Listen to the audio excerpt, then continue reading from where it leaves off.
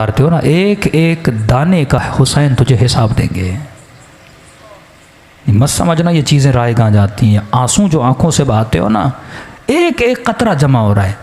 जो सांसें हुसैन की मजलिस में गुजरी उनका हिसाब अलग है, जो सांसें तुमने गुनाह की महफिल में गुजारी उनका हिसाब अलग है, जो सांसें अपनी माँ के कदमों को दबाते हुए तुमने गुजारी ना उसका हिसाब अलग है।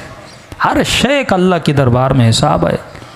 कुछ ईरानी ज़ाहिर कहते हम करबला गए तो 40 के दिन थे, हर बंदा कह रहा था आप हमारे घर आए, हमारे घर आए। कहते हमें जल्दी करबला पहुंचना था, हम नहीं रुके। एक छोटा सा गांव था बीच में, एक बूढ़ा 75 साल का, उसने आकर हमारे कदम पकड़ लिए। का इतनी शिद्दत से रो रहा था, लग ये रहा था अगर इसकी दावत को कबूल न किया कहीं इसे यहीं पे सख्त तारी ना हो जाए। का ज़्यादा नहीं, बस आओ मेरे सुफरे पे खाना खाओ। अगर तू मेरे सुफरे पे खाना खाएगा मैं ऐसे महसूस करूँगा कि गोया हुसैन मेरे घर में मेहमान बन के आए हैं। खुलूस। हमने कहा बूढ़ा है, हमने कहा ठीक है खाना खाएंगे पर जल्दी निकल जाएंगे। कहा ठीक है 1-2 घंटा आराम करो, अपनी जोराबे दो, मेले कपड़े दो, वो भी धुलने के लिए देता हूँ, थोड़े फ्रेश हो जाओगे, 2 लुक़मे खाने खाओ, मुझ गरीब का दिल खुश हो जाएगा। कहते हैं उसके घर हम चले गए। उसने कहा ठीक है मैं 1 घंटे में खाना तैयार करता हूँ। हम थोड़ा कमर सीधी करके बैठ गए। उस बूढ़े के घर की दीवार के ऊपर एक पेंटिंग लगी थी। पेंटिंग थोड़ी अजीब थी जिसने हमें अपनी तरफ खींचा। हमने क्या देखा, उस पेंटिंग पे एक ताबूत है, मैयत है अंदर। उस ताबूत के साथ में कब्र है खुदी हुई। हमने कहा ये कैसी पेंटिंग है? लोगों के घरों में जाओ, यहाँ करबला की ज़री ये चीज़ें हैं, लेकिन ये कैसी पेंटिंग है जिसमें ताबूत है, ताबूत के अंदर मैयत और सामने खुदी हुई कब्र है।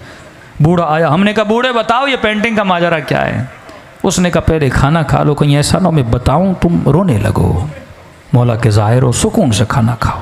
इसरार किया कर नहीं, खाना खाओ। खाना खा लिया हमने कहा अब बता। कहा ये जो ताबूत देख रहे हो ये मेरा ताबूत है, ये जो कब्र देख रहे हो ये मेरी कब्र है। एक दिन मैं मर चुका था, मेरा जनाजा ताबूत में था, इसी तरह मेरी कब्र खुदी हुई थी। आज जो मैं तुम्हारे सामने जिंदा हूं ना, ये हुसैन की दुआ का नतीजा है। ऐसे कई मौजज़े हो चुके हैं। का ज़रा समझा तो कहना क्या चाहता है? का मेरे पूरे गांव वाले से पूछो कि ये बूढ़ा जिसके घर हमने खाना खाया है इसका माजी कैसा था, तो सारे गांव वाले गवाही देंगे हमारे गांव में इससे बड़ा कोई फासिक नहीं था। का मुझे नहीं याद कोई ऐसा गुनाह था जो मैंने नहीं किया। मेरा हुसैन इब्न अली से लेना देना नहीं था। मेरी एक अपनी गफलत की ज़िंदगी थी। सद्दाम वासिल जहन्नुम हुआ, 40 का सिलसिला शुरू हुआ। मैंने देखा जोक दर जोक कुछ लोग हैं जो करबला हुसैन की ज़ियारत के लिए जा रहे हैं। मेरा दिमाग तो था ही शैतानी ना। मैंने कहा जाता हूँ इन ज़ायरों को लूटता हूँ, किसी का मोबाइल लूटूंगा, किसी के पैसे लूटूंगा, थके हुए टूटे हुए सो जाएंगे, लूट लूँगा। कहता निकला अपने इरादा लेकर, चाय की सबीलें, खाने की सबीलें, मौक़ब पे मौक़ब लगा हुआ। दिल किया कि चाय पीऊँ। एक मौक़ब पे गया, मैंने कहवा उठाया, पीना चाहा। उस जवान ने मुझे पहचान लिया कि मैं चोर हूँ। उसने कहा कहवा नीचे रख, ये सबील हुसैन के ज़ायरों के लिए है, चोरों के लिए नहीं है, दूर हो जा हमारी सबील से। बुरा लगा। मैंने कहा कोई बात नहीं, आगे दूसरी सबील से पी लूँगा। आगे बढ़ने लगा, एक बूढ़े ने देखा जो सबील के अंदर था, कहा इधर आ। मैंने कहा क्यों आऊँ, चाय तो तुम पिलाने नहीं देते। कहा शर्म नहीं आती, सारे गाँव वाले मदद कर रहे हैं, हुसैन की ज़ाहिरों की खिदमत कर रहे हैं, तू खिदमत नहीं करेगा? मैंने कहा क्या करूं? अब कहता मैं हुसैन को जानता नहीं, मानता नहीं, कोई गरज नहीं, कोई लालच नहीं। मैंने कहा ऐसे क्या मदद करूं? कहा देख चाय बना रहे हैं, चीनी ख़त्म हो गई, 2 किलो चीनी लेकर आ। मैंने कहा ठीक है। बग़ैर गरज के ना, आप न्याज करते हो, जहन में कोई सोच है ना मौला हुसैन मदद करेंगे, कब्र में क़यामत में सैयदा को अजर देंगी मेरे आंसुओं के बदले। कहता नहीं मेरा कोई जहन में पस मंज़र नहीं। मैं गया 2 किलो चीनी ली। वापसी पे एक और सबील थी जहाँ चाय चल रही थी। मैंने कहा चाय यहाँ पीऊँ फिर जाऊँगा। उसने बोला भी तो अब उसकी चाय नहीं पीऊँगा। इज़्ज़त नफ्स ने मुझे रोका। मैंने चीनी इसके टेबल पर रखी, चाय पीना चाहिए। उस सबील वाले ने समझा मैं उसके लिए लेकर आया हूँ। उसने कहा मौला का ज़ाहिर चीनी लेकर आया है। मैं रोक न सका, बता न सका कि आपके लिए नहीं अगले वाले के लिए। उसने उठा ली। मैंने कहा कोई बात नहीं, 2 किलो और लेता हूँ। आगे बढ़ा। कहता है क़ज़ा पूछ के नहीं आती, आज मजमे में बैठा अगर मोमिन ये समझ रहा है ना 2 साल के बाद मरूंगा, 10 साल के बाद मरूंगा, ये तेरी भूल है। सेकंड लगते हैं रूह को बदन से निकलने में। कहता सीने में तकलीफ हुई, ज़मीन पे गिर पड़ा, अचानक देखा रूह निकल चुकी है, बदन ज़मीन पे पड़ा हुआ है। लोग दौड़े दौड़ा चेक किया कि बंदा मर चुका। का इतना फासिक था, मेरे जनाजे को कंधा देने के लिए मेरे रिश्तेदार तैयार नहीं थे। 4 मजदूर ढूंढे, उन्होंने कंधा दिया। समझ रहा था ख्वाब देख रहा हूँ, लेकिन जब अपनी खुदी हुई कब्र को देखा, ताबूत पे अपने जनाजे को देखा, मैंने कहा ख्वाब नहीं, मर चुका है। कहता इस आलम में परेशान खड़ा था, किसे पुकारूं? बंदा कुछ करे तो अल्लाह को पुकारे ना, न खुदा को सही से मानता था। कहता है कब्र के किनारे पे 2 अजाब के फरिश्ते खड़े थे, हाथ में गुर्ज लिए।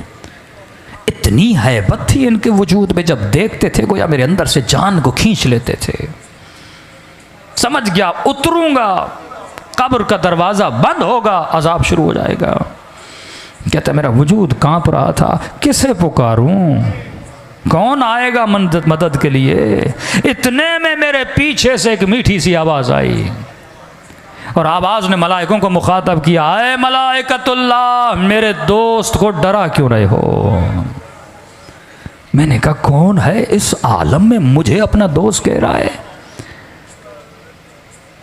कहता है मुड़ के देखा तो मलाइकों ने बड़े अदब से इसे झुक के सलाम किया और कहा अस्सलामु अलैका या अबा अब्दुल्लाह अल हुसैन, हुसैन शहीद करबला। हुसैन ने मुझे अपना दोस्त कहा मुझसे ज़्यादा मलाइकों ने ताज्जुब किया। का मौला ये रहा इसका नाम आमाल, दूर दूर तक आपके किरदार की इसके अंदर खुशबू नहीं है, यह आपका दोस्त कैसे बना? इमाम ने कहा अगर दोस्त न होता मेरी सबील पे 2 किलो चीनी न देता। कौन देता है बेगरज किसी को कोई चीज़? का हुसैन गुनाह बहुत हैं, 2 किलो चीनी की कीमत क्या? ये हुसैन है, ज़रा ज़रा चीज़ का हिसाब रखता है हुसैन, ये करीम है। अजीब जुमले इस बूढ़े ने कहे कि सुनने वाले ईरानी सारे ज़ाहिर रोने लगे कि इतने करीम है, हमें पता नहीं था मौला हुसैन का। इमाम ने कहा 2 किलो चीनी के अंदर जितने चीनी के दाने थे, हर दाने के एवज इसका एक गुनाह मिटा दो। का मौला मिटा दिए, अब भी गुनाह बहुत आए। कहा 2 किलो लेने गया था, ली नहीं थी। अगर तू करबला जाने की नीयत करे, बीच में मर जाए ना, सवाब लिखा जाएगा। आया तो था ना, नीयत तो की थी ना। इमाम ने कहा दानों को काउंट करो, हर दाने के। बस कहने लगे मौला हुसैन अब भी गुनाह बहुत है। बूढ़ा रोकर अपना सर पीट के कहने लगा, जब ये कहा ना मौला अब भी गुनाह ज़्यादा है, कहता मैंने सर झुका लिया, अब हुसैन क्या देंगे, कुछ है ही नहीं। क्या मौला हुसैन ने कहा और कितने किलो की ज़रूरत है? हुसैन खुद खरीद के देगा। का एक शफ़क़त भरी निगाह से मुझे देखा, कहा वापस चला जा और बन के वापस आना। अब अगली बार जब आओ ना, हुसैन को मलाइकों के सामने शर्मिंदा होने न देना। तभी फरमाया एक आंसू के बदले में हम तुझे हुर बना देते हैं। ये मत समझो आंसू निकलते हैं रायगां चले गए का, नहीं। सैयदा ज़हरा अपने रुमाल में जमा करती है। माजूर मौला का ज़ाहिर 40 पे लोग जा रहे थे, का मौला हुसैन सब आ रहे हैं, क्या आपकी ज़ियारत अमीरों के लिए, गरीबों के लिए नहीं, बीमारियों के लिए नहीं? मौला ये अदालत नहीं। रात को सोया, ख्वाब में इमाम हुसैन नज़र आए। इमाम ने फरमाया अगर आ सकते हो करबला आओ, लेकिन अगर नहीं आ सकते ना, हम करीम हैं, घर बैठे तुझे सवाब ज़ियारत अता करेंगे। का मौला करूं तो क्या करूं? का बस मुझ गरीब हुसैन को एक सलाम करो। मौला एक सलाम का करो, लेकिन निशानी बता रहा हूँ, अगर सलाम करते हुए न चाहते हुए तेरे आँखों से आंसू निकल आए, ये मत समझना ये तेरे आंसू हैं, हुसैन ने तुझे तेरे सलाम का जवाब भेजा है। वल्लाह खुदा ने किसी को ऐसे करीम इमाम नहीं दिए जैसे आपको दिए। दिलों को करबला लेकर चलो। मेरी आदत है मसाइब अहले बैत को सलाम से शुरू करता हूँ। ऐसे सलाम करो जैसे ज़ैनब ने अपने भाई को सलाम किया था।